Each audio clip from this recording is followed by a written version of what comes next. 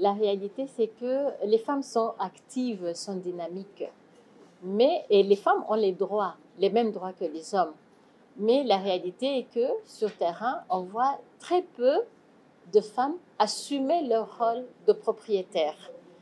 Quand il s'agit d'être propriétaire, elles préfèrent laisser la tâche à leurs hommes, à leur mari.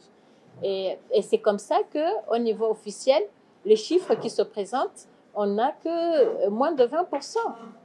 Moins de 20% des femmes chefs d'entreprise.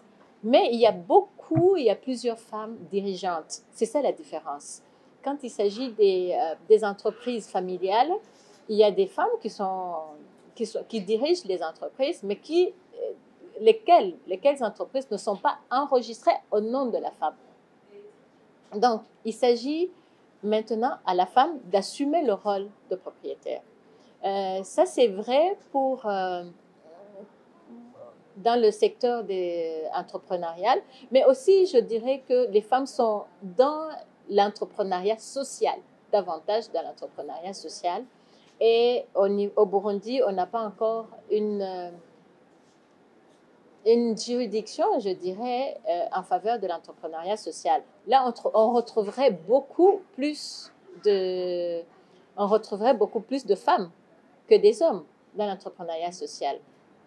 Donc, quand on parle de business, on voit les petites entreprises, les grandes entreprises, les moyennes entreprises. Mais on oublie souvent l'entrepreneuriat social. Ce qui fait que tout ce que les femmes sont en train de faire n'est pas reconnu, n'est pas visible. Et c'est ça le défi, en fait. Je dirais aussi, l'autre défi, c'est qu'il y a très peu de femmes propriétaires. Ça, je l'ai dit, hein, les femmes propriétaires d'un compte bancaire, propriétaires d'un bien, des terres, les propriétaires des terres, les propriétaires d'un immeuble, d'un bâtiment, d'une maison. Il y a très peu de femmes propriétaires. C'est ça c'est aussi un défi. Parce que, bon, quand on est marié, c'est l'homme qui est le chef de la famille. Ça fait partie du code de la famille. Ça, c'est normal. Et je pense que ça ne dérange pas les femmes.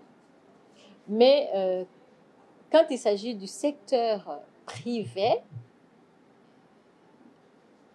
l'apport de la femme doit être visible, remarquable et assumé. C'est-à-dire, quand on achète une voiture avec l'argent de la femme, ou on achète une maison avec l'argent de la femme, cette maison devrait être au nom de la femme, ou la voiture devrait être inscrite au nom de la femme, mais ce n'est pas ce qui se passe. Donc ça, c'est au niveau de l'exercice de son droit de propriété. Ça, ce n'est pas au niveau de la loi, ni au niveau juridique. La femme a des droits, sauf certains droits qui sont réservés aux hommes, hein, comme le droit de succession, on en parlera. Mais c'est au niveau de la société. L'évolution de la société se fait pas à pas, petit à petit, au cours des sensibilisations. Et il y a des événements qui se passent au niveau de la famille, des ménages, qui changent la vision de l'homme, la vision de la famille. C'est ça qui va changer. C'est-à-dire, c'est les faits. Hein? Mais on ne brusque pas là, on ne brutalise pas la société. La société évolue, mais doucement, petit à petit. Donc, comme on le dit, ce n'est même pas la culture, hein, on l'a dit, ce n'est même pas la culture qui constitue un handicap.